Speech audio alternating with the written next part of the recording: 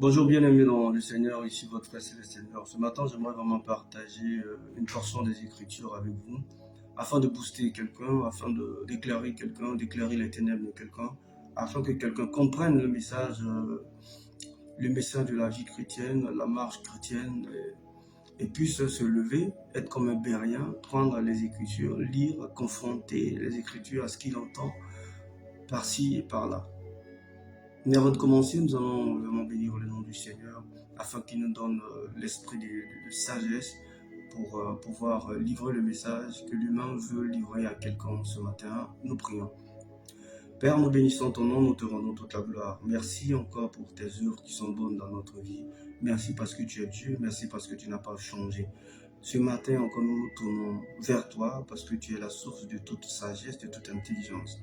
Donne l'intelligence des Écritures à celui qui va nous entendre ce matin et que nous-mêmes, Seigneur, cette parole soit pour nous comme une épée à double tranchant qui peut séparer même l'âme et le corps. Amen. Alors, je vais vous lire une portion des Écritures, Hébreux 5, verset 11. Écoutons bien. Sur ce sujet, nous avons bien de choses à dire et difficiles à exposer parce que vous êtes devenus lents à comprendre. Parce que vous êtes devenus lents à comprendre. 1.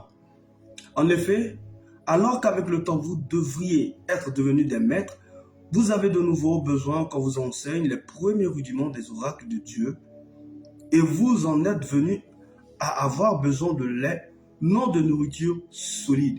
Effectivement, quiconque en est encore au lait ne peut goûter la doctrine de justice car c'est pour les tout petits. Les parfaits, eux, ont la nourriture solide. Ceux qui ont l'habitude ont le sens moral exercé au discernement du bien et du mal. Alors, je vais faire court. Je vais poser une question à quelqu'un qui m'écoute ce matin. Ça fait combien d'années que tu es converti? Ça fait combien d'années que tu es dans la présence du Seigneur? L'église que tu fréquentes, ça fait combien d'années que tu la fréquentes? Ça fait combien d'années que tu as enseigné? Ça fait combien d'années que tu as la parole de Dieu que tu lis? Et ça fait combien d'années que tu es encore au lait spirituel? Malgré toutes ces années dans la prison du Seigneur, toutes ces années à être formé, tu en es toujours appelé ton pasteur pour les petites choses, les problèmes que tu peux résoudre toi-même. Tu en es encore à appeler le pasteur.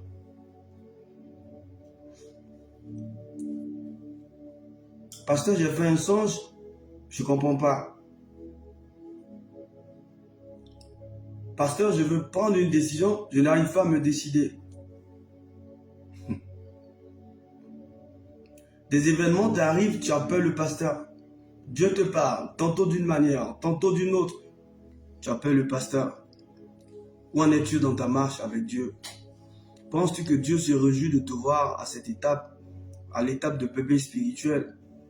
Un chrétien normal doit grandir. Un enfant naît, fait 4 pattes, il se lève, il marche, il tombe, il titube.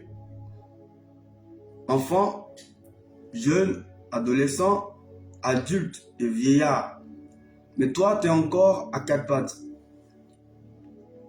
On doit te tenir la main dans tout ce que tu fais. Les serviteurs de Dieu doivent te porter tout le temps. Tu n'as pas l'intelligence des Écritures parce que tu ne cherches même pas à comprendre. Tu te dis, il y a des pasteurs pour ça, ils vont nous expliquer les Écritures. Non, le rôle des pasteurs, c'est pas seulement de vous expliquer les Écritures, c'est de vous fortifier. Mais vous-même, vous devez entrer dans la profondeur des Écritures.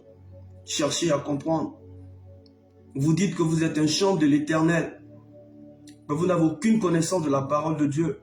Alors je vous dirai, vous chantez sur quelle base? Quel est le fondement de votre chant? Quelle est la spiritualité qui sous-tend votre adoration ou votre louange? Vous êtes un responsable à l'intercession, mais vous êtes immature spirituellement. Lorsque vous prenez un passage biblique, vous lisez, on vous demande de nous donner l'intelligence des Écritures, vous n'arrivez pas. Vous êtes un serviteur bancal, un serviteur boiteux. Le serviteur boiteux ne peut pas porter la nourriture, il va renverser la nourriture. Quel genre de serviteur vous êtes? Quel genre de serviteur vous êtes? Alors ce matin, j'aimerais vraiment titiller un peu votre intelligence. Levez-vous, cherchez à comprendre les Écritures, rentrez dans la présence du Seigneur. Il est l'heure que vous grandissez. Il est l'heure que vous laissez l'homme de Dieu tranquille pour des problèmes que vous pouvez régler vous-même. Vous devez grandir dans la présence du Seigneur. La Bible dit que Jésus croissait en âge et en sagesse. Est-ce que vous croissez en sagesse? Vous croissez en âge, vous ne croissez pas en sagesse. Vous devez croître en sagesse, parce que c'est à ça que Dieu nous appelle. Un chrétien normal, un chrétien converti, doit être capable d'expliquer une portion des Écritures, parce que le Saint-Esprit lui donnera l'intelligence des Écritures. Vous pouvez expliquer les Écritures dans la doctrine, dans la prophétie, comme dans la révélation, mais une chose est sûre, vous devez être capable d'expliquer les Écritures. Alors je parle à quelqu'un ce matin qui m'écoute. Il est l'heure de grandir spirituellement. Il est l'heure de te lever et d'arpenter les marches de la vie chrétienne. Tu t'es stabilisé après avoir fait 3 pas, mais Dieu te veut dans les hauteurs et toi tu es encore là, en train de prendre le lait spirituel. Le pasteur est en train d'enseigner. Pousse papa, pour des trucs qui devaient être connus de vous. Ça paraît pour vous comme une révélation. Parce que vous ne cherchez pas à comprendre, vous ne cherchez pas à grandir. Vous devez pousser les Écritures plus loin. Vous devez chercher la face de Jésus-Christ dans toutes les portions des Écritures.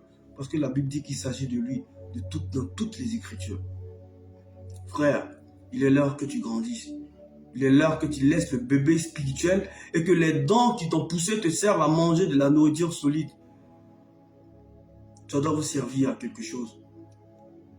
Ce n'est pas seulement les serviteurs de Dieu, les pasteurs, les prophètes, les apôtres, les évangéliques, les docteurs. Ce n'est pas seulement eux qui doivent connaître la parole. Vous aussi, vous êtes remplis des Écritures. Les Béréens étaient remplis des Écritures. Parce qu'ils étaient curieux, ils cherchaient à comprendre, ils cherchaient à grandir. Et Paul nous exhorte à être comme des Béréens. Je vous exhorte à être comme des Béréens. Finis le stade de bébé spirituel. Apprenez à grandir. Apprenez à résoudre certains problèmes vous-même. Voici pourquoi souvent vous priez et Dieu ne vous écoute pas. Parce qu'il vous a donné toutes les armes. Il a donné toutes les armes. Imaginez un enfant, il a la cuillère en main, la nourriture devant lui, et il appelle son père, papa, je ne sais pas comment manger. C'est pas possible. Alors grandissez, que Dieu vous garde, que Dieu vous fortifie, qu'il vous donne l'intelligence de rentrer dans sa présence comme un enfant désireux de comprendre, désireux de grandir dans sa présence. C'est ainsi que vous allez grandir. Fini l'étape de bébé spirituel. Soyez à l'étape des hommes faits, des hommes matures, des hommes à qui on donne la nourriture solide. Le pasteur veut vous donner la nourriture solide, mais vous ne grandissez pas. Il ne sait que faire. Tout dépend de vous. Alors bonne journée, sous la protection du Dieu vivant, et que Dieu vous donne l'esprit d'intelligence, l'esprit de sagesse, afin que vous croissiez en âge, non seulement en âge, mais aussi en sagesse, dans la connaissance des Écritures, dans la connaissance des mystères du royaume. Amen.